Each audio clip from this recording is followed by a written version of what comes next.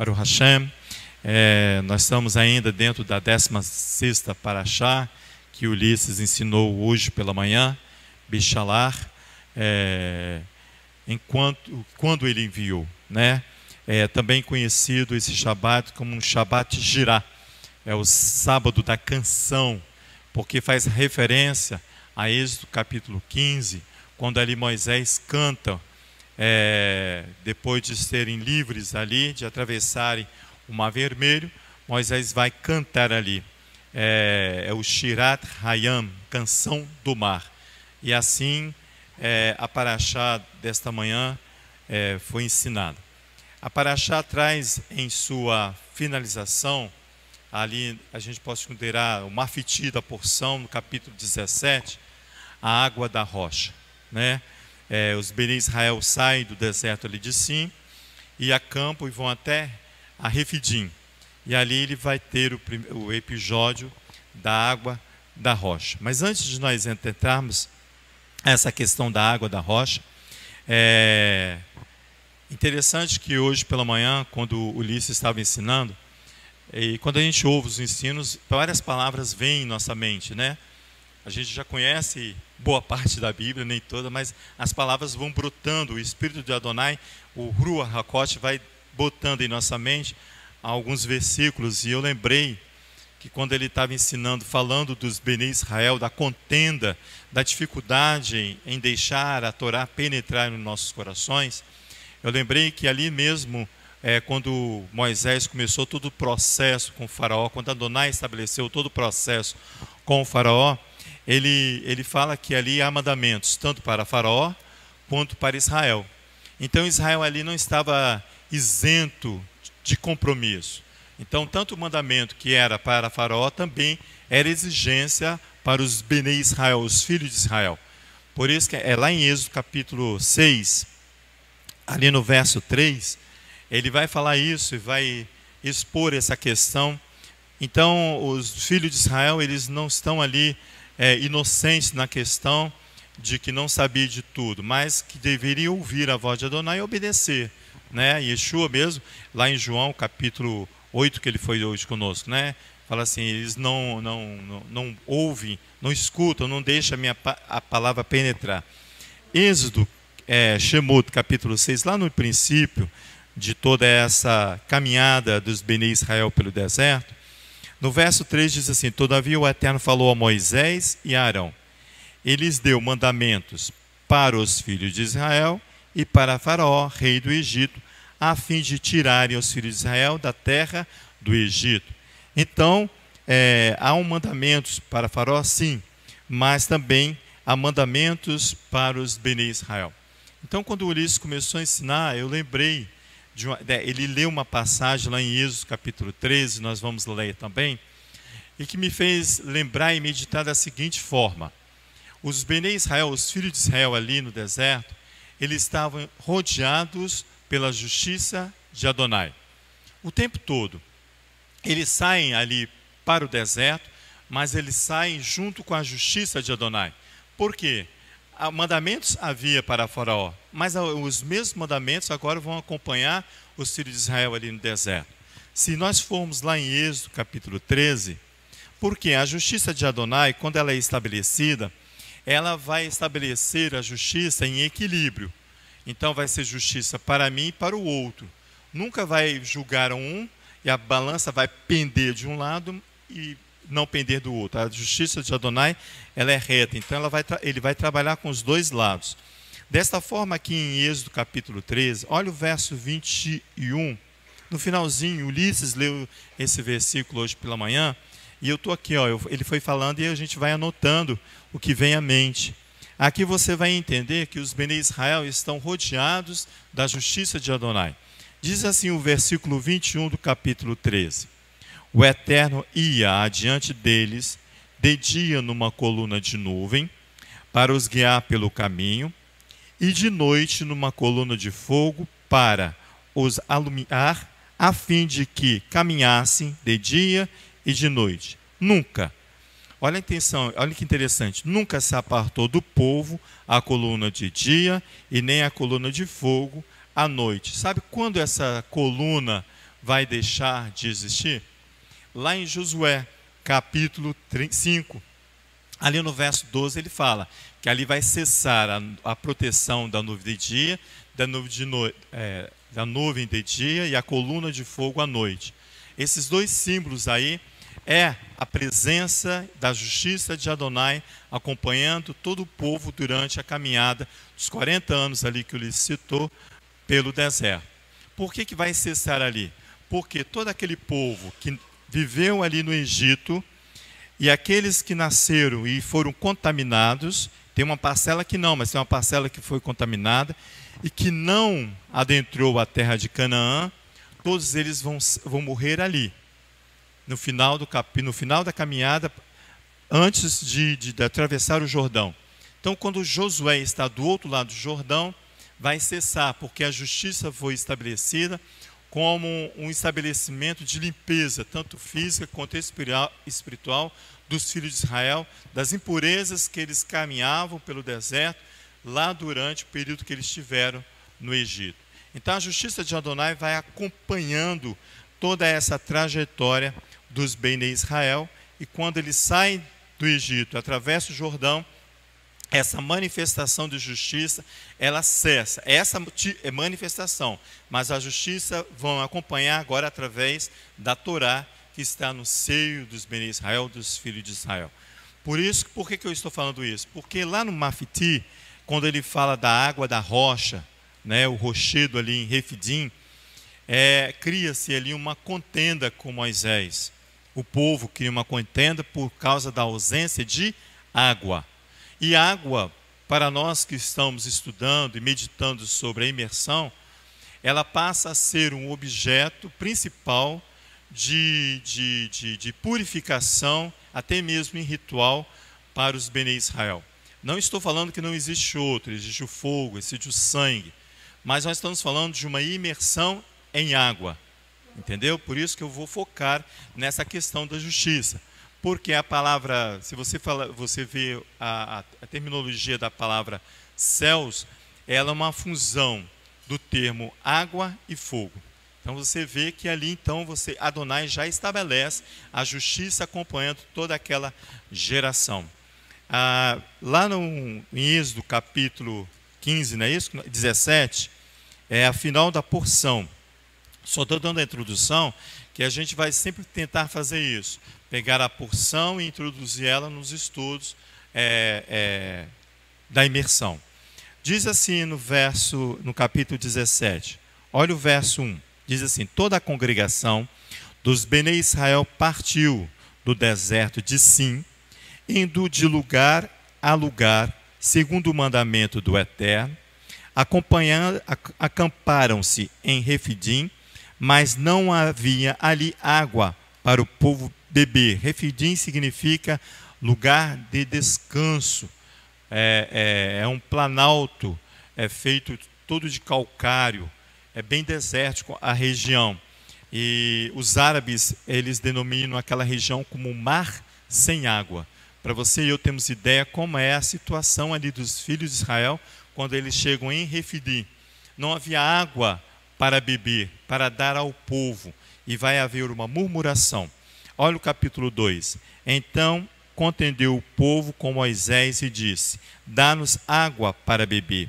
Respondeu-lhes Moisés: por que contendeis comigo? Por que tentais ao Eterno?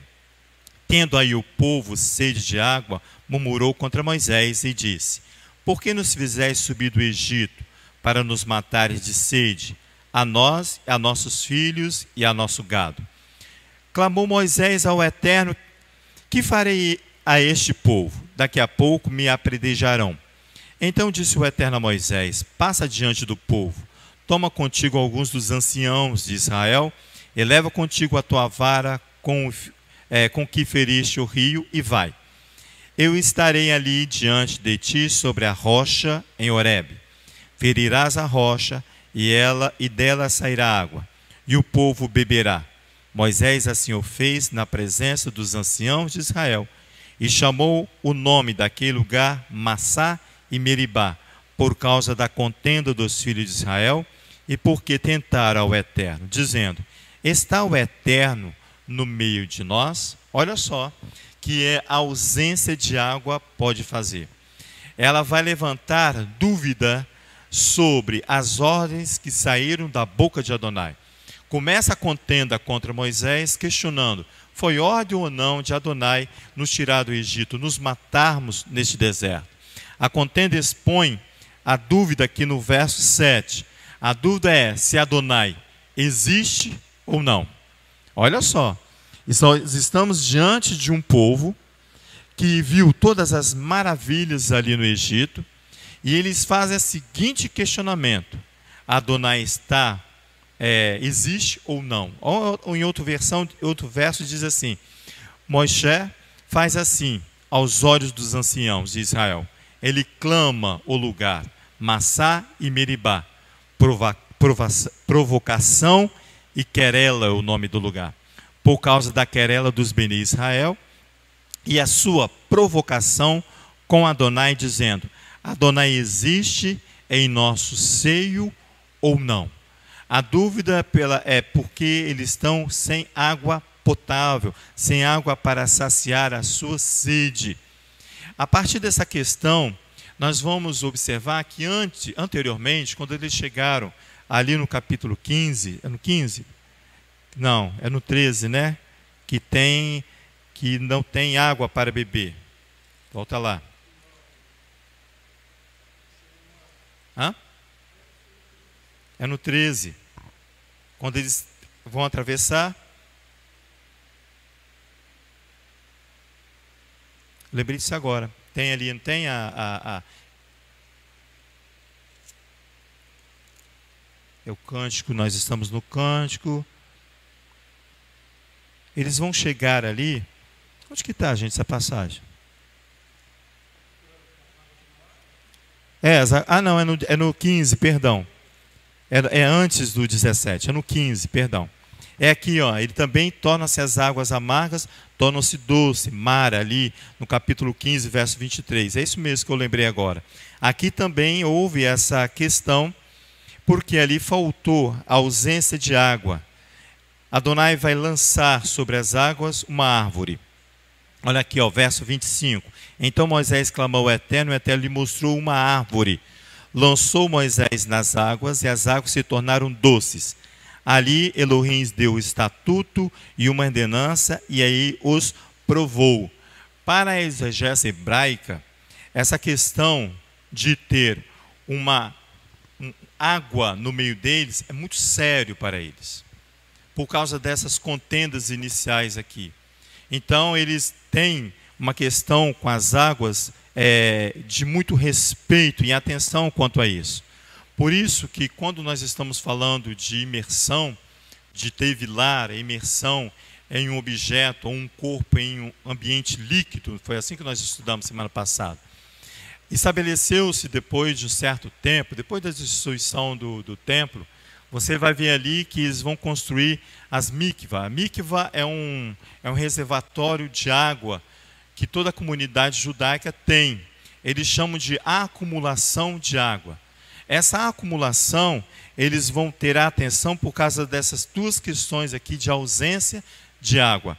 Para a exegese hebraica, representa a água, uma mikve no meio deles, representa uma pedra angular na vida e na sobrevivência judaica. Então, ter água no meio deles representa uma pedra angular, é um ponto principal, importante para eles, para a vida em comunidade. Precisa haver água, para que não haja esse tipo de querela, para que não haja mais esse tipo de contenda pela ausência e a falta de água. Eu coloquei semana passada que teve lá a imersão de um corpo, um objeto no líquido. E foi essa semana retrasada, se eu não me engano, esteve um homem aqui, ele vai fazer um trabalho em madeira para nós. E ele pegou um objeto e falou bem assim: olha, eu não trabalho com esse tipo de madeira. Ele pegou o objeto e mostrou. Um pedaço pequeno. Eu trabalho com madeira boa, madeira de lei, né? Madeira forte. Ele é um artesão. E ele falou uma coisa que eu lembrei hoje pela manhã aqui. Ele falou bem assim: esse tipo de madeira aqui, ela não é boa, porque ela chupa a água, ela chupa a umidade, ela estraga fácil. Eu preciso de uma madeira mais forte.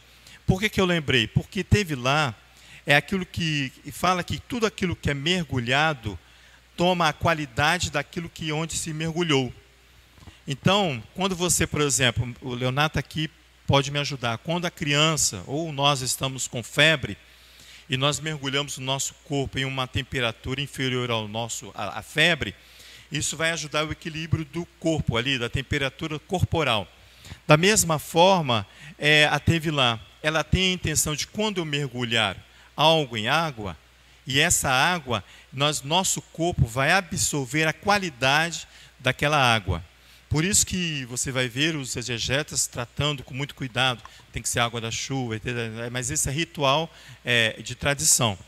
O que eu estou querendo lembrar para você, que assim como aquela madeira que não é boa para o trabalho do artesão, da mesma forma, essa madeira que é lançada aqui na água. Você vê que essa madeira ela não absorve a qualidade da água ao que ela foi imergida. Ela simplesmente vai transformar aquela água. Aquela água que é amarga passa a ser doce, ou melhor, passa a ser potável, passa a ser boa para se beber. E essa árvore aqui, ela é conhecida simplesmente como a Torá, boa para beber. Provérbios capítulo 3, né, que a gente canta, né? É a árvore da vida para todos aqueles que nela se apegam.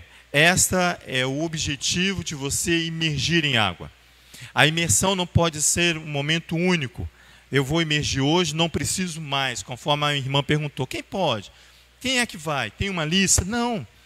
Vai ter uma lista, sim, obrigatória, que são dos homens. Isso já me informaram. Mas todos, é aberta a todos, a imersão é uma ação de purificação.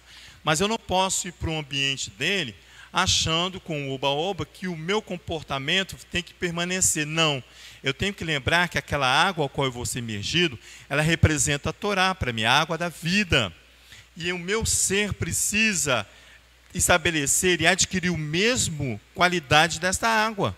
É isso que Adonai pede de mim, de você. Que quando eu vou imergir, o meu corpo na imersão, o meu ser imerso, precisa absorver toda a qualidade que a Torá exige de mim e de você. Essa é a imersão. E quando eu falei que os Bnei Israel estavam rodeados dessa justiça de Adonai, é por causa disso. Em todo o tempo, Adonai estava com ele ali, de manhã, com a nuvem ali, que é a água, acompanhando, e à noite o fogo que consome. Então a justiça os acompanhava. Quer ver? Vamos lá em Bereshit, capítulo 1, para você ver como a justiça de Adonai, ela se impõe desde o princípio. Aqui em Gênesis, capítulo 1, início de todas as coisas, o autor começa: Bereshit bara Elohim et hashamayim ve'et haaretz. Ele fala assim: no princípio criou Elohim os céus e a terra era sem forma e vazia, havia trevas sobre a face do abismo, e o eterno Elohim pairava sobre a face das águas. A justiça de Adonai já presente no início da criação. No princípio Elohim criava os céus e a terra. A terra era desordem e deserto. Está vendo? A ausência ali de justiça de Adonai, desordem e deserto. Uma treva parava sobre a face do abismo, mas o sopro, a potência de Adonai, planava sobre as faces das águas, o sopro de Elohim, o seu Ruach HaKodesh. Aqui já inicia o conceito de purificação estabelecida por Hashem. Ele já cria, faz a sua criação já com o conceito de purificação. Mas como eu vou entender que logo aqui nos primeiros versos da criação é necessário uma purificação?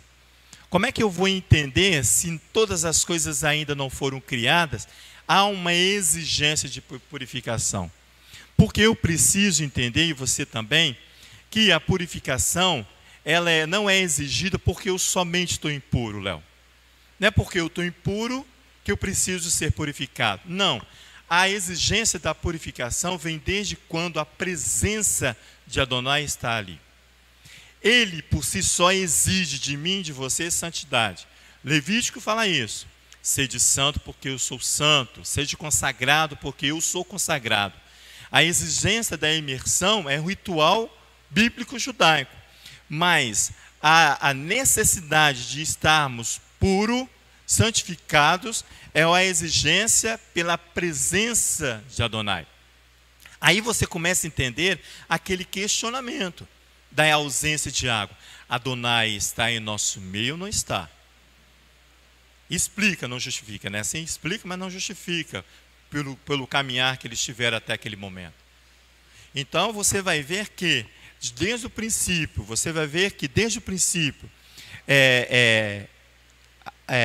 como entender que nos primeiros versos aqui a Torá, onde os seres viventes ainda não tinham criados, encontramos um princípio exigido na carência daquilo que é puro. Eu preciso entender, e você também, que a purificação não se dá somente porque algo ou alguma coisa está impura. Antes, a exigência é devida pela presença daquele que nos criou, Adonai. Por isso que ele fala assim, o sopro de Elohim, a presença de Elohim planaiva sobre as faces das águas. Mas o sopro de Elohim planaiva ali, é a presença já de Adonai sobre as águas, e já a promessa aqui para o sedento, daquele que vai ter sede. Então, desde o princípio, você vai observar que a presença e a necessidade de purificação não é simplesmente porque eu estou impuro, mas porque a presença de Adonai exige isso de mim, exige isso de você, exige isso de nós. O sopro, quando ele paira sobre as águas, ele já traz ali um princípio dessa promessa para o homem, que o homem, que todo sedento precisa que o Espírito plaina sobre ele. O profeta Isaías, no capítulo 44, vai lá para você ver que bonito isso aqui. Isso aqui é bonito de se tratar. Isaías, né? 44. Ele vai falar, você e eu cantamos muito isso aqui na congregação, ainda cantamos, né? Entoamos o cântico, a canção exigida ali no canto, no Canção do Mar, 44. Olha no início, olha só. Israel o escolhido, diz o tema aqui da minha Bíblia. Diz assim, ó, verso 1, mas agora ouve, ó Jacó, servo meu, ó Israel, a quem escolhi. Assim diz o Eterno, que te criou e te formou. Então, desde o princípio, há uma promessa de saciar a sede do povo. Ele diz assim, olha, desde te criou e te formou, desde o ventre, e que te ajudará. Não temas, ó Jacó, servo meu, Jesurum, a quem escolhi, pois derramarei água sobre o sedento, e rios sobre a terra seca. Derramarei o meu Rua HaKodesh, que é o meu espírito, sobre a tua posteridade, e a minha bênção sobre os teus descendentes. Brotarão entre a erva como salgueiros junto às correntes das águas. Um te dirá, eu sou do Eterno, outro te chamará pelo nome de Jacó. Ainda outro escreverá na sua mão, eu sou do Eterno, e por sobrenome tomará o nome de Israel. Assim diz o Eterno, Rei de Israel, e seu Redentor, o Eterno dos Exércitos. Eu sou o primeiro, eu sou o último, e fora de mim não há Elohims. Eu sou o Alaf, eu sou o Tav. Fora de mim não há Elohims, não há outro que vai saciar a minha e a sua sede. Essa promessa estabelecida em Bereshit, quando o Espírito de Adonai paira sobre a água, para saciar a sede do homem e das suas criações, para já uma promessa aqui que o profeta Isaías diz que essa promessa é desde o princípio e até o fim para aqueles que permanecerem. É uma promessa do início ao fim. Por isso que ele fala, eu sou o mesmo aqui no Aleph, mas eu sou o mesmo aqui também no Tav, no início e no fim. Quer ver como isso é verdade? Vai lá em Apocalipse capítulo 22, para você ver também como é bonito isso aqui. Para você ver e eu poder entender que a imersão, ela só vai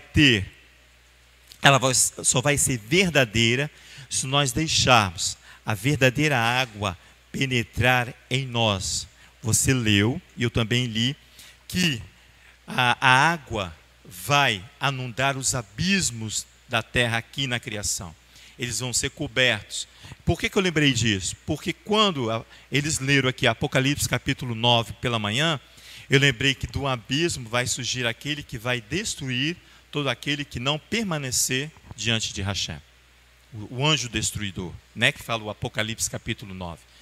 Aí eu comecei a pensar, mas lá em Bereshit, Léo, ele diz que o Espírito de Adonai está sobre a face das águas e a água vai cobrir o abismo. O primeiro julgamento ali de Adonai, cobre-se todo o abismo. Então olha só para a gente dar continuidade. Apocalipse capítulo 22. Olha o verso 7, ele diz assim, aqui é Yeshua. Está vendo como quando Ulisses batia aqui na tecla, que o fim de todas as coisas, a pastora já falou sobre isso, olha o fim de todas as coisas, olha aqui, ó, Apocalipse capítulo 22. Eis que cedo vem. Eu corro, né? Eu preciso me tratar nessa correria. Vou respirar, vamos lá. Vamos lá, Apocalipse, capítulos 22, verso 7. Eu estou falando rápido, porque se eu falar devagar, eu acho que o pessoal dorme, não?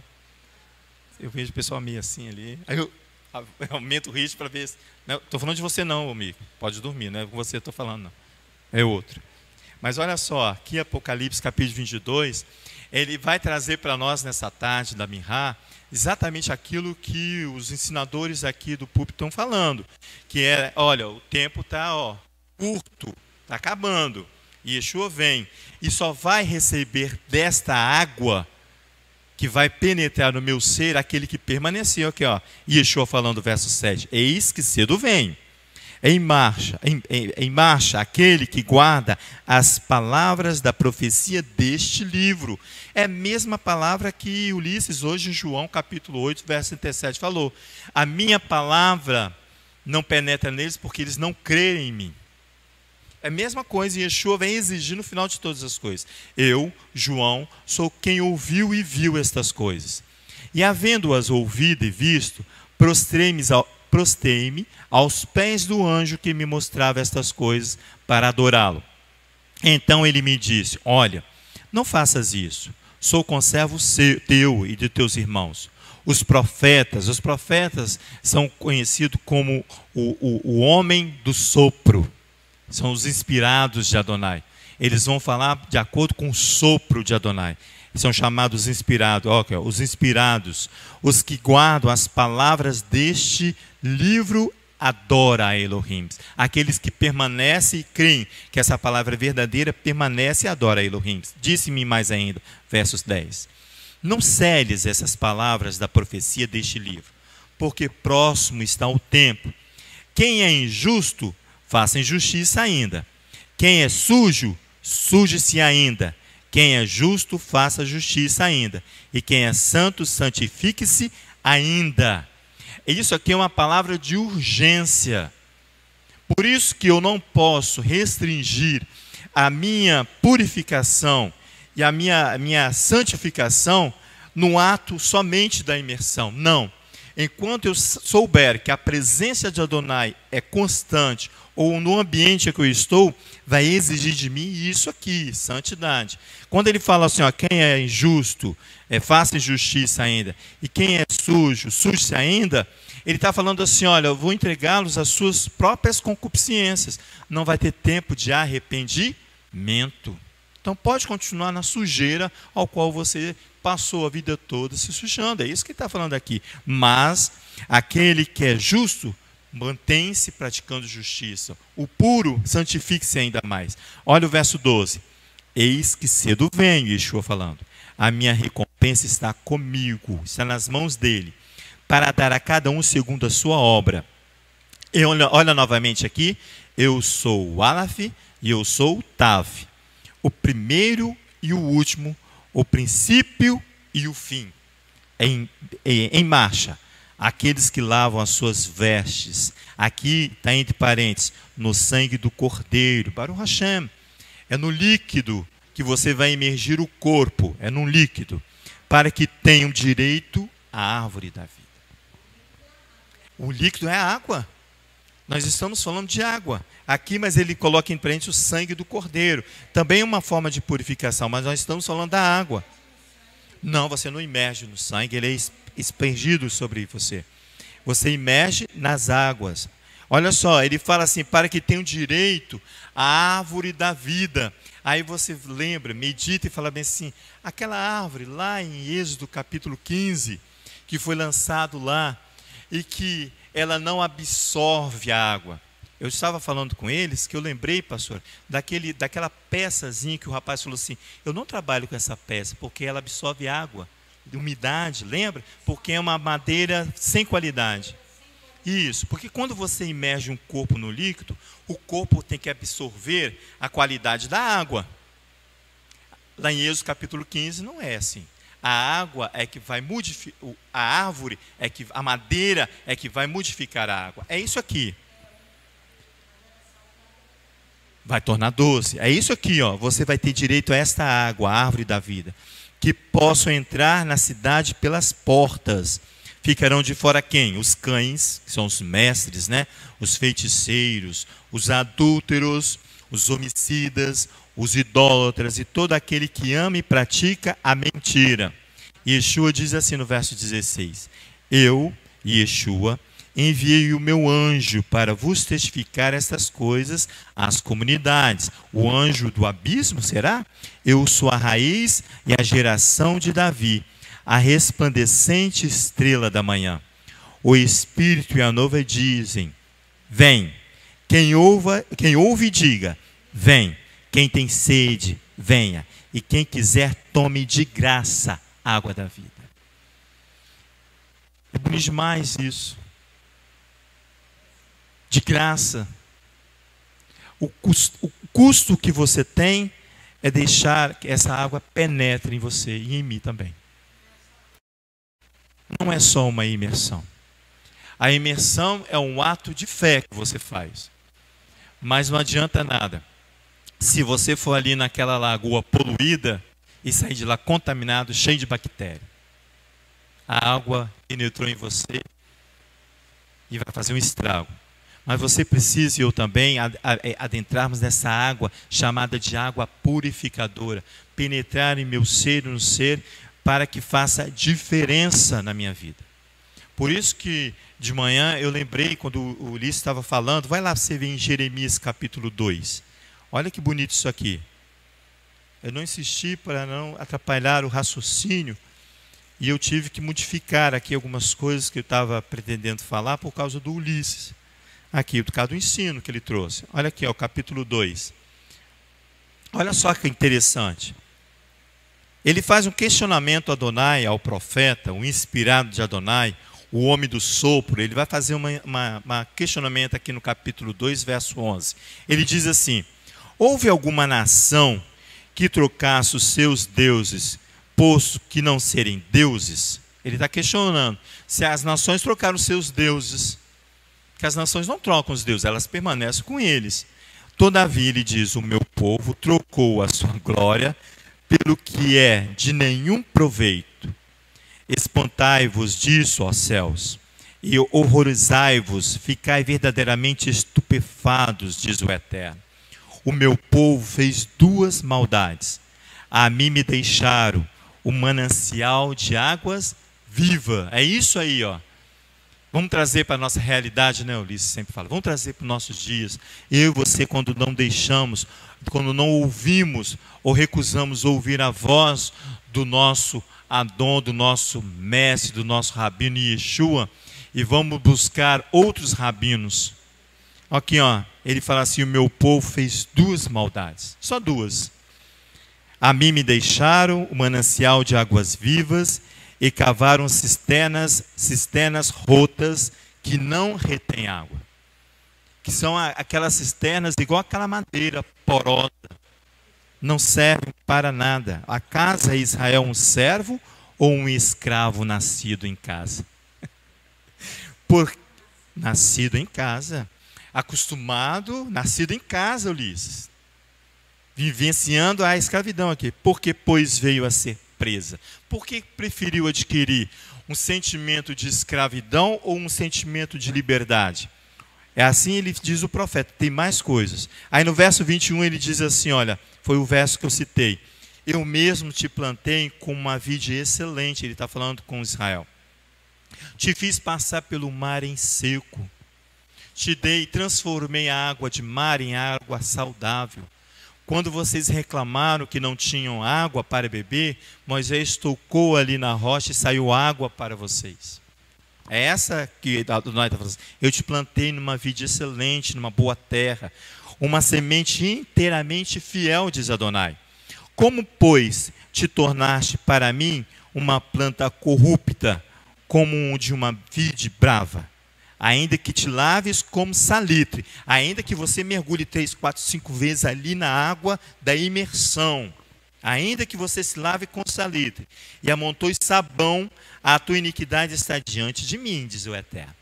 Se não retirar, se não deixar a água purificadora penetrar em você, igualzinho aquela da novilha vermelha, se não deixar purificação no 3º e no 7º dia, se não deixar a água penetrar em mim,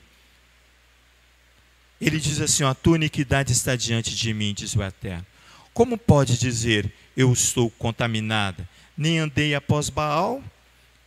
E vê o teu caminho no vale, conhece o que fizeste, e dromedária ligeira és, a acusação de Adonai, que anda torcendo os seus caminhos, jumenta selvagem, acostumada ao deserto, que é no ardor do cio, sorve o vento. Quem lhe pode impedir o desejo? Quem é que pode? Se há algo que precisa penetrar, não penetrou. Se a água que precisa penetrar, não penetrou. Eu não entendo com... Tira a máscara para mim. Da ovelha vermelha? Olha, eu tenho meu pensamento. Se alguém tiver aí diferente, me ajuda. O 3º dia é por causa da urgência. Você precisa urgente se purificar.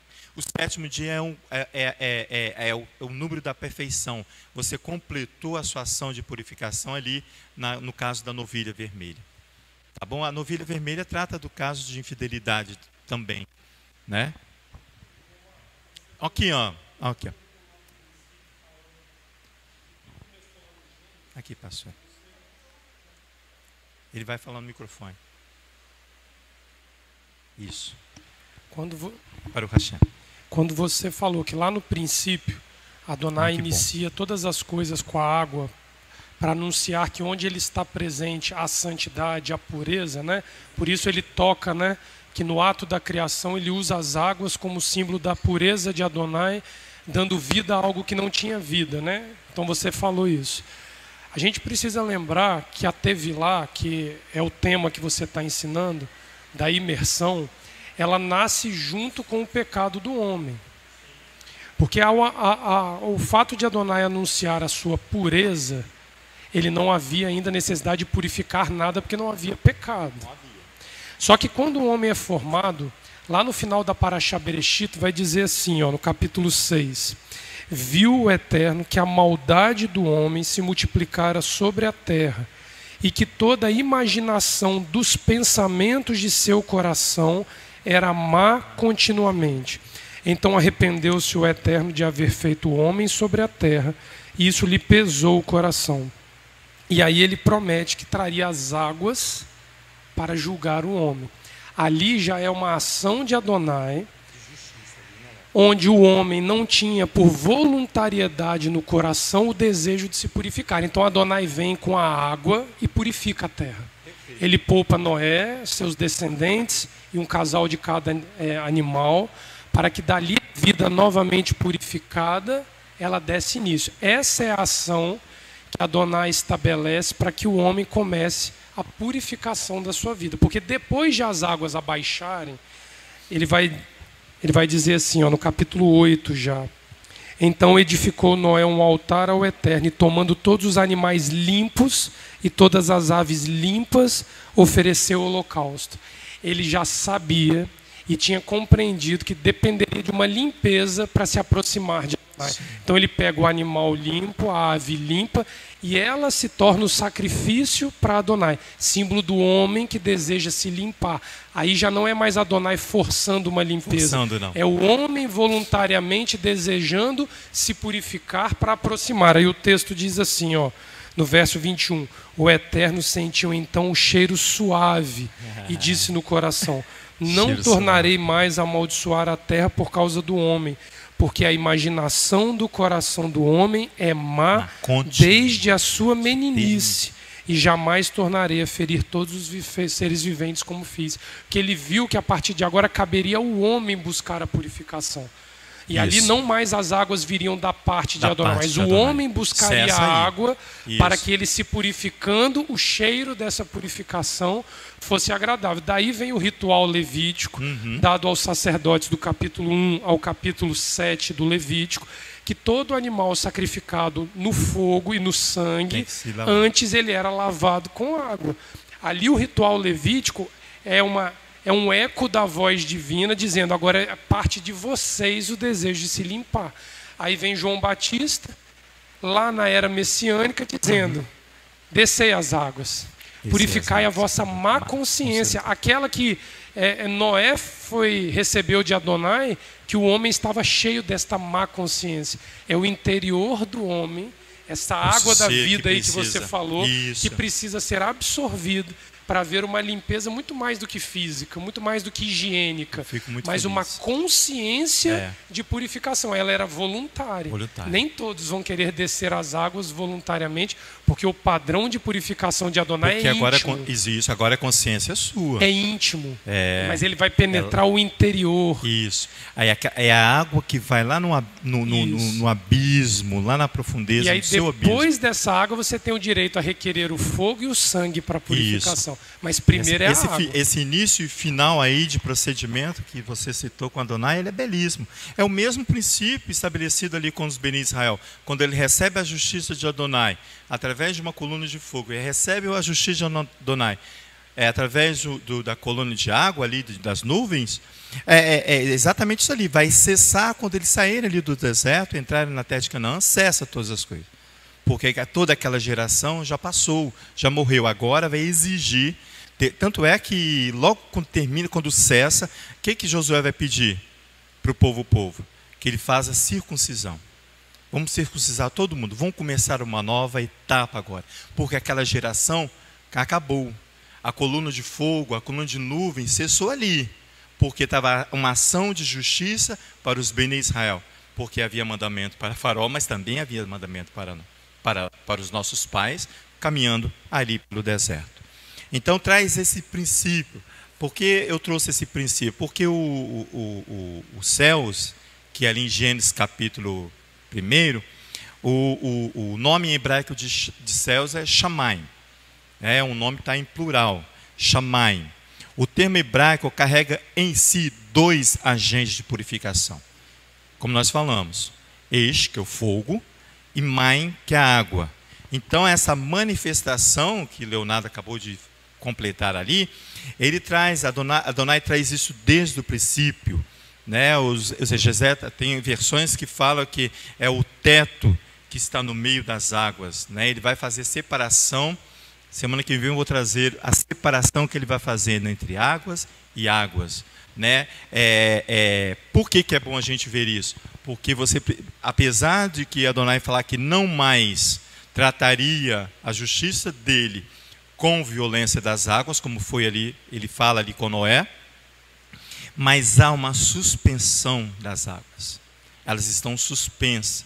Você olha para os céus e vê que há uma suspensão, há um teto sobre a nossa cabeça. Os juízos de Adonai são sobre nós.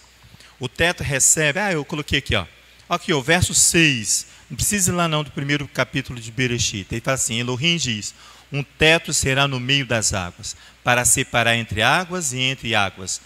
Elohim fez o teto. O teto recebe a tradução de firmamento nos textos originais. E é uma camada que vai represar as águas de cima, que é cedida por Adonai para penetrar na terra. Adonai vai descer com esse firmamento ali no julgamento com Noé. Ele diz assim, agora Adonai vai penetrar na terra assim como penetra o homem, com o objetivo, qual era o objetivo? Corrigir a vida.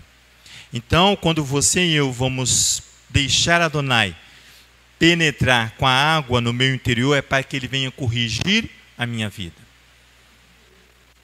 Eu preciso que Adonai penetre através da Torá para corrigir a minha vida. Corrigir, retirar as impurezas, né? Retirar tudo que não é viável para mim. Tudo que não é viável, ele vem retirar. Mas olha que interessante. Vai lá em... Eu já perdi o tempo. Acabou o tempo. Mas vamos lá, e está todo mundo aqui, né? Tem reunião agora, né? Tem uma visitante também da casa, também aí. Mas lá em 1 Coríntios, capítulo 10, para a gente encerrar. Porque eu queria falar sobre Osés, capítulo 4, que ele diz assim, o meu povo perece por falta de conhecimento. Isso tudo eu anotei aqui enquanto o Ulisses estava ensinando, porque veio uma avalanche de coisas que Adonai traz à nossa mente, que nós já vivimos, que nós já aprendemos e nós não estamos observando. Vamos só fazer a leitura do verso 1 ao verso 13, para encerrar esse período. Semana que vem, qualquer coisa, a gente volta nesse mesmo. Semana que vem não, na outra, porque semana que vem nós estaremos fazendo o plantio da árvore. Olha só no capítulo 10 do 1 Coríntios, diz assim, irmãos, não quero que ignoreis que nossos pais estavam todos debaixo da nuvem, todos sobre o firmamento, né? E todos passaram pelo mar, a canção do mar que Moisés canta. Todos foram imergidos em Moisés, na nuvem e no mar. Ser imergido em Moisés deve ser uma coisa tremenda, porque se eu vou imergir e o meu corpo tem que absorver a qualidade da onde eu fui imergido, eu vou ser absorvido das coisas que provém de Moisés. Então, olha só. Torá, Moisés é só Torá, irmãos. Torá e Torá. Diz assim o texto, todos eles comeram da mesma comida espiritual e beberam da mesma bebida espiritual, pois bebiam da pedra espiritual que os seguia. E a pedra era o Machia. Eu ia entrar nessa questão da pedra. O Midrash fala que aquela pedra onde a rocha com Moisés toca e sai água, é essa pedra aqui, A pedra, Paulo ensinando o Midrash, a pedra espiritual que o seguia, e a pedra era o Machia, ele vai se tornar pedra de esquina. Lembra que eu falei que para os hebreus, o ajuntamento de águas próximo de uma sinagoga, da comunidade, é como se fosse uma pedra angular, um princípio forte na comunidade, aqui Mas Elohim não se agradou da maior parte deles, razão porque seus corpos foram espalhados pelo deserto. Ora, essas coisas aconteceram como exemplos, para que não cobicemos as coisas más, como eles cobiçaram. Não vos façais idólatras, é a proposta de Josué capítulo 5. Como alguns deles, como está escrito, o povo assentou-se a comer e a beber e levantou-se para afogar. Não nos prostituamos, como alguns deles fizeram e caíram num só dia 23.000. Não tentemos ao Eterno, como alguns deles também tentaram e foram mortos pelas serpentes.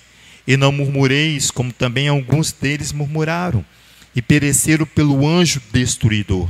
Esse anjo que vai sair lá do abismo, capítulo 9 de Apocalipse. Tudo isso lhes aconteceu como exemplos, e essas coisas estão escritas para aviso nosso, para quem já são chegados os fins dos séculos. Esse termo aqui é hoje, irmãos. Para aqueles que são chegados hoje. Aquele, pois, que pensa estar em pé, cuida para que não caia. Não veio sobre vós tentação senão humana. E fiel é Elohim, está vendo? Não veio tentação senão humana, aquilo que Leonardo acabou de falar. Agora os Beni Israel, os filhos de Israel, os filhos de Adonai, de Abraão, vão ter que fazer a sua imersão. E fiel é Elohim, que não vos deixará tentar acima do que podeis resistir. Antes, com a tentação, dará também o escape. Vai dar uma fonte para cada um de nós. Uma fonte é um escape para que possais suportar. Uma fonte de água. É isso aqui, Ele dará junto com a provação, né, que ele não tenta, junto com a provação, ele vai dar uma fonte de água para que eu e você possamos imergir. Para que eu e você possamos imergir e absorver essa água purificadora em meu e no seu ser. Amém? Eterno, em nome de Yeshua, nós queremos te agradecer quando nós estamos meditando na tua palavra. A meditação é para que haja correção primeiro em nós, primeiro na casa, para que nós possamos alcançar dignidade diante da tua presença e estabelecer justiça nesta cidade, nesse estado, quiçá neste país. Mas nós clamamos ao único Elohim de nossas vidas, que nos ensine a tua Torá e que ela venha penetrar em nós e fazer parte do nosso ser, para que nós possamos andar em linha, em santidade na tua presença. Erga a tua face sobre nós, ajuda-nos, Hashem, não desista de nós, nós estamos inseridos nessa casa, e todo o benefício desta casa tem que fazer parte do nosso ser. Por isso que nós louvamos a ti.